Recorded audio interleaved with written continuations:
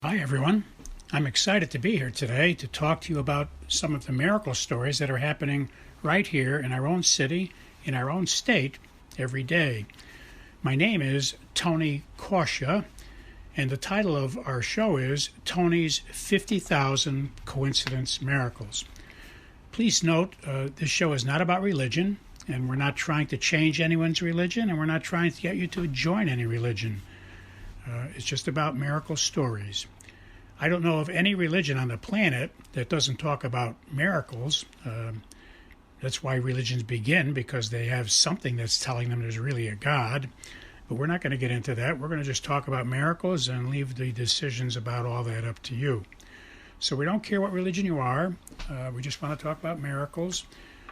If you are an atheist, I think you'll enjoy the program as well, although I can't guarantee you'll remain an atheist very long after you hear many convincing stories, coincidence kinds of stories about miracles.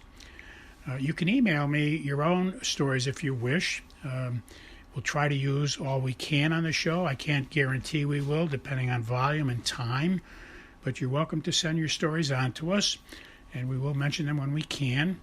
You can send them to the following email address. But please notice that if we do use your story, we won't mention your name. We'll keep you anonymous. And we suggest that in your story, when you send it to us, don't use your correct name. That way anyone listening will not be able to figure out that it was you that sent the story in. The email address you can send your stories to is very easy to remember. It consists of 2 words and 3 numbers.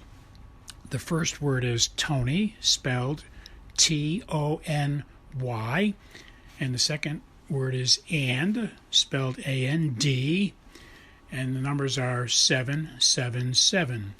So once again, the name is Tony and 777 at AOL.com. Well, let us begin. Our first coincidence miracle today goes back to this past summer. I was inspired one day to take a trip, about an hour-and-a-half trip down to the seashore, go to one of the public beaches and just walk along and pass out cards about my book, lectures, and the radio shows and all the other things on my website. I was inspired, and I prayed for a clue and a signal to do that. Was that really something God wanted me to do on that particular day? And it was confirmed. I felt confident. So I got ready, and I got to the car, and I drove the hour and a half, and an unusual thing happened. When I drive for an hour and a half on interstate highways, I see a lot of cars with license plates with 3 numbers on them, and you know that if you've been listening to the show for any period of time. I and many of you also see license plates with 3 numbers, and they mean things to us. And all the way down, I saw the number 555, that's 3 5s, on 3 different cars all the way down. And I saw no other license plates with any holy numbers, and holy numbers are any number except 3 6s. So 3 7s, 3 9s, 3 8s, any other number except 3 6s are all holy numbers and mean holy things. But, you know, this was very unusual because normally I see many, for an hour and a half on an interstate, I see many license plates with 3 numbers. But this day I only saw 3 different cars, and they all had 555. Now, 555 means grace, like Hail Mary, full of grace. And grace means the presence of God. So when we say Mary was full of grace, we mean she was full of the presence of God. So I only saw 3, and I realized when I got to the beach that God sent me a clue, because he was really telling me by showing me 3 license plates that were 3 5s that he was with me all the way down, and he was with me on this trip. And it was pretty amazing because the last license plate I saw was as I was entering the park. So an hour and a half, and then the entranceway, 3 5s.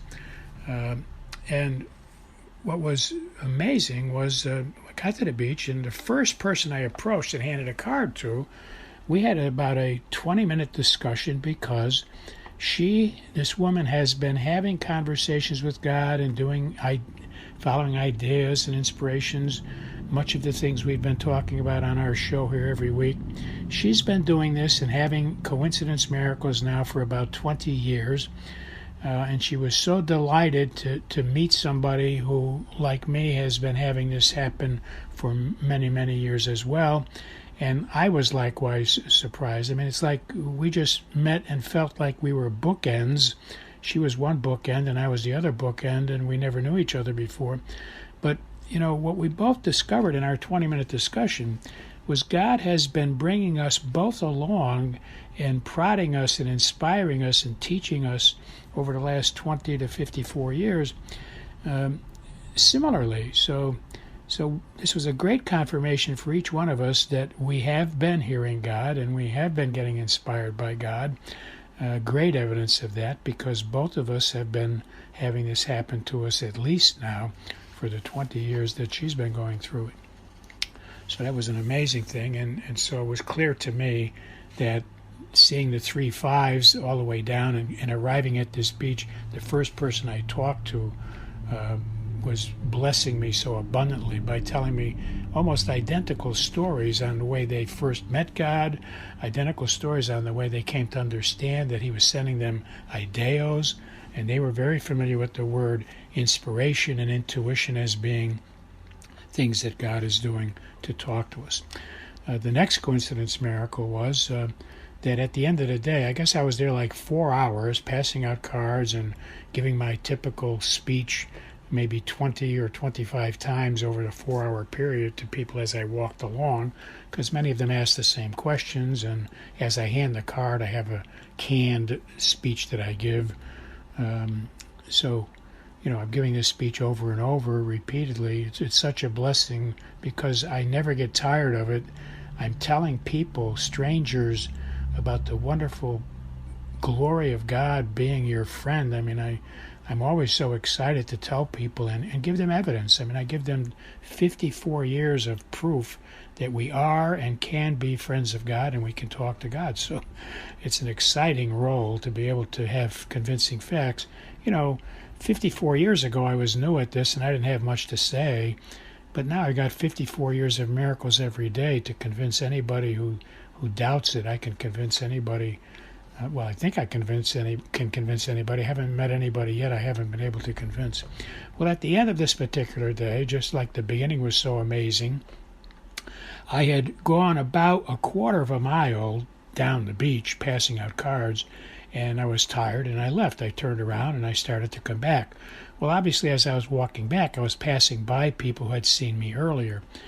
And it turns out that I didn't realize it, but there was someone way down the end, at the far end that I had gotten to, the farthest end, a quarter mile down, who was watching me walk back because there were other people down there who were asking him about me and why was I passing out cards, because that was my last point of demarcation where I turned around to come back. So I had missed maybe 3 or 4 people down there by turning around when I did. And he was delegated by them to walk all the way up to get me before I got out of the park. They realized I was leaving because I wasn't talking to anybody as I was walking out. And he was looking at me for this, watching for a while. And so he walked pretty hastily because he did see me stop for one more person on the way out. By the way, I was inspired to stop for one more person. I didn't know it, but God had stopped me because this man, was watching, and he wasn't going to walk a quarter mile to get me if I didn't stop. So he saw me stop, and now I know why God inspired me to stop. And by the way, that was a wonderful miracle where I had stopped. But anyway, he caught up to me because I had stopped. And he said, Tony, you gave me a card and you turned around and left, and I've had people buzzing down there. They want you to come back because they've got tons of questions. And one woman in particular is having a very serious problem in life right now. Her husband is deathly sick and her child is very sick. And, she needs to talk about miracles right away if you could possibly come back down. So I said, okay, I'll come down as soon as I finish. And so I finished with this last person, and then I walked a quarter mile down to where they were, and I was down there for about 40 minutes answering questions and bringing a lot of peace to people who didn't know you could talk to God and needed proof and evidence that it was true, especially the woman who was very distraught about her husband deathly sick, and her child is also sick. And she took a break from like 5 days of intensive hospital and doctor discussions, and she took a break just to come and clear her head. And I had, providentially come by. So seeing the 3 5s at the start of this day on the way to this beach was clearly confirmed right now, because obviously 3 5s means God's presence was there. And he certainly showed me as I walked into the park and met that first person who had a life just like mine, for 20 years anyway. And now this happened at the end, where people really needed to talk to somebody about miracles and be convinced. They had to have somebody who could convince them, and I was able to answer all their questions. Praise God. Thank you, God. Our next miracle story happened at that same beach during that day. When I pass out cars, I ask people to share with me their miracle stories if they have any. And I met a woman there who was excited to tell me about her miracle story. She was on a trip to Italy with a group of people. I think it was an organized trip, and there were maybe 20 people on the trip. And when she got to Italy, she was near a place called Viggiano, spelled V for Victor, Iggiano, Viggiano. And she heard that at Viggiano there had been an apparition of the Blessed Virgin Mary called the Black Madonna at a shrine in this city called Viggiano. And so she very much wanted to go there, but it was not on their tour package. And so she got inspired one day to tell the tour group that she was going to take this trip and go on her own. And she got some rough instructions from people, and she was very passionate about doing it. The reason is she was told that people who go to this site at Viggiano and they pray for miracles to happen, that they do happen. So she was ecstatic because she had a very sick relative at home, and she thought she had to do this for their sake. So she takes off. It was apparently a 6-hour trip down, a 6-hour trip back. It was going to be a 12-hour day. So the next day she takes off. She had to hitchhike to get to the bus station. So she's hitchhiking in a strange country. She can't talk the language. And she was able to get a ride, and she just kept saying Viggiano, and they knew it. So they took her to the bus, and I don't know, she described with her hands about trying to get a bus. So she got to the bus. She had some trouble. Somebody there spoke English. She got the tickets. She takes the bus, and then she had to take a cab from when she got off the bus. But anyway, she manages to get there, and she gets to the site. She does say some prayers for this sick relative that she had. And now she has to get back home, and it was getting late.